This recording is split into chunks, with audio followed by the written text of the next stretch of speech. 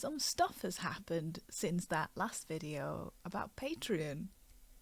Should we have a little chat about it? Sorry if my voice is a little bit shredded. I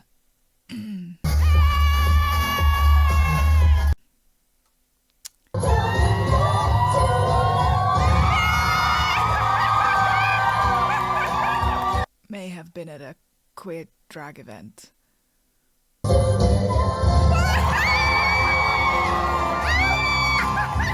It was good. Before that, I was also part of a panel about autobiocomics at Leeds Central Library, which was also lovely. And I am filming this basically 2 days after, or is it a day after? I don't even know. I'm tabling at Tbubs Comic Con for the whole weekend. So yeah, I'm I'm pretty fucked up right now, but I still feel the need to have a chat with you. So let's talk. If this is the first time you've heard me talk about a Patreon video, I think it's best if you probably go and watch it first before you pop back here, so that you get a proper understanding of what I'm talking about, because it was quite a lot. But I can give you a summary anyway if you just don't want to watch it. So Patreon is removing their per creation model, which is what I've been using to have a comic page rate for like a decade, which made sure that like we paid our bills in a timely fashion. But yeah, if you want more information, I'll link the video. I also answered some questions in the comments from that video in another video where I go into more detail about this whole thing. So if you want to watch that, I'll link that too. So all of this was 2 weeks ago. So what's been happening since then? Right, okay, so I hope you understand that I can't go into like super specifics with this because it's got to do with my finances and stuff, but I'll try to explain as best as I can. So I've talked to my accountant and a lawyer and to payment processors. It's been 2 weeks of a lot of talking. Oh boy, do I have some some experience now before finishing up that spy seller guide.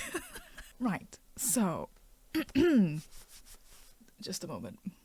As you may remember, if you watched the previous videos, I set up my own studio membership on my own website as like a Patreon alternative after the whole Patreon news dropped. This was something that I did kind of immediately, and I shared all of the tiers with my Patreon, so all of the content would be shared between the two things. Because there is no per creation alternative for my website, I've had to go back to like a monthly subscription. But if I'm having to do that anyway, I'd rather it be on my website in the future than, long term, rather than Patreon. But I do have both still. Very quick note here. People keep suggesting Ko-fi to me. When my voice has returned and, I can think clearly again, I'm going to do a super quick video, I think, where I just sit down and tell you why I can't do Ko-fi. Because I really appreciate the comments, but I can't do Ko-fi, guys. Read the terms of service and you'll see why. Oh no. So anyway, going back to 2 weeks, I set up the alternative on my own website like ASAP. I got some people who signed up, and I was really happy with that, and I was just like feeling really motivated and fired up to do stuff, and I was just like, yeah, we can actually do this on our own, let's go. And then literally one day after I set up, I get a little notice in my email from a payment processor that basically told me that my artwork was pornographic and that they were going to ban me. I've already had a warning from YouTube because I shared a link to a comic creator who I admire. So they basically said that I shared a link to smut and it was comic art. So I got a warning on YouTube, which we reacted to, by the way, if you want to watch that. I also obviously had the whole Patreon thing where my page rate was decimated, and I'm now having to like rethink my sort of one of my main business models. And then during this time, I then get a fucking email where a payment processor threatens to ban me. So the stress levels at this point are kind of like peaking. Also, this is like literally before my biggest convention season of the year, and I have like panel talks coming and all that stuff as well. So I'm like, oh boy. But yeah, so when I get that email, that is, panic stations, and that is when all of the conversations begin. This is where I can't really tell you in detail what was said and unsaid.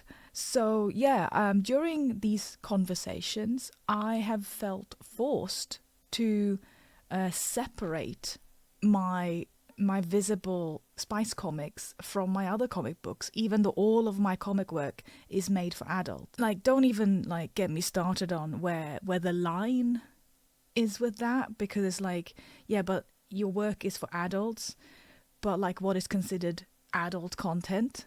Like, is it traditionally painted artwork of consensual sex stuff? Is it drawn nudity? Is it jokes about lewd things? Is it literally paintings of being queer? What's considered adult content? And who decides that? Anyway, so I had to remove some of my work from my website for a little while during the whole conversation thing. All of that was sorted in the end, but it was incredibly stressful. So I decided that I was going to try to nip this in the bud early on now. Now that I have decided that I'm going to move all of my effort and energy and future work away from Patreon and over to my own website, I want to make sure that I want to save myself from any future stress by setting things up properly on my website so that it's all done, and then we can like live and make comic books, yeah? Which is kind of what we want to be doing. So this is where we truly enter the, oh boy, so you want to be indie, huh? You want to be indie without living in the woods and using leaves as currency? I guess we gotta approach our own payment processors and payment gateways for our business now. Again, I can't describe all the details with this, but let me try to explain what I'm on about, because like I've had to learn things very fast. So, again, in case you're new and you haven't watched the other stuff, I'm an indie comic creator. I don't have a publisher. I do everything myself. So I earn the vast majority of my income on the internet, which means that I have to interact with, all the big platforms on the internet, like Patreon. At the end of the day, a lot of these platforms hold the power and parts of my community. So if they decide to change their terms or their fees or whatever, there's not really much we can do except kind of kick up a fuss collectively, I suppose. And I feel this has already been like demonstrated with the whole bye-bye per creation thing from Patreon. So what if I then want to start my own studio membership on my own website? I still need to take payment, which means I still need to install some sort of payment processor on my website. When you try to break free of the platforms as a sole creator, you may find that a lot of things kind of creep up on you very fast. There's loads of little hidden fees. There's loads of like legal hurdles and money things that you need to get sorted in order to actually get started. And keep in mind that the way I'm talking about this is as someone who is making artwork that could be considered adult. Again, I am just painting butts. That's all I'm doing. I'm painting ass holes. Even that is like enough to become an issue. Super big cheers and thank yous to my accountant and the lawyer who had a look at all of the terms and all of the assorted legalese that has been thrown my way in the past 2 weeks. So my website, okay, my website is hosted in the UK. It has a business hosting package. All of the basic bits are coded by me with my tiny little hands, and the complicated bits are built with WordPress plugins that I have downloaded. It's all mine. I already have a shop, and that shop is using WooCommerce as a processor. But behind the scenes, I've also been in talks with another UK and EU-based payment processor who not only would be able to handle the online shop stuff, but also my studio memberships. And this was the thing that made me extra excited. They offer their own little physical device that you can use to take card payments at Comic Cons, just like your regular Zettels and Squares. So that's great, isn't it? You just plug in and play. Yeah? No.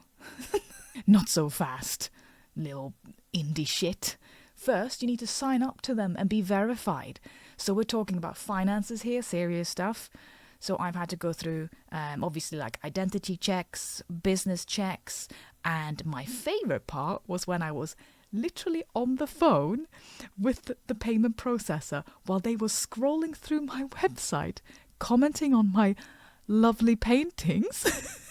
Meanwhile, I'm on this side, just like holding my phone and like sweating buckets, like almost like I'm a criminal for drawing butts, because I was really nervous that they would be like, oh, we don't like butts. Because that's literally what I've been made to feel as. Like I should be ashamed of painting just like sexy fantasies. And by the way, note how I'm not like talking about my other comic work on here, because like any other adult like violence and blood in comics is apparently considered fine. But the moment you're flashing like a nipple and it's a bit lewd, Anyway, so the processor liked my shop and we got the first verification hurdle done. Have I told you, by the way, that I also have social anxiety diagnosed and I don't really deal well with like phone calls and things. I've kind of gotten better at it. But yeah, I've had fun. Then we came to the next bit. If you are on your own and instead of like being on like Etsy or something, you need to comply with some standard laws, like showing your business address. So if you are like a broke comic book creator like I am and you work from home, you have to get like a separate business address. So I've been using my PO box for years to solve this issue, but no, that wasn't okay. So here's another few days of me trying to work with them on how I could use their payment service without throwing my family home address out on the internet. And as a result, I've had to learn a new term. Wet signature. No, it's not as sexy as it sounds. But now I do have a business address. And that was another extra cost. I should do a spreadsheet of all the costs when we're done. So, this week, I am basically finalizing. So this is kind of still ongoing. I am finalizing all of the things with the processor.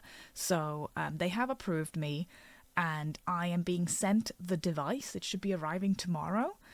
And I'm going through their credit card safety checks, whatever they're called, as well.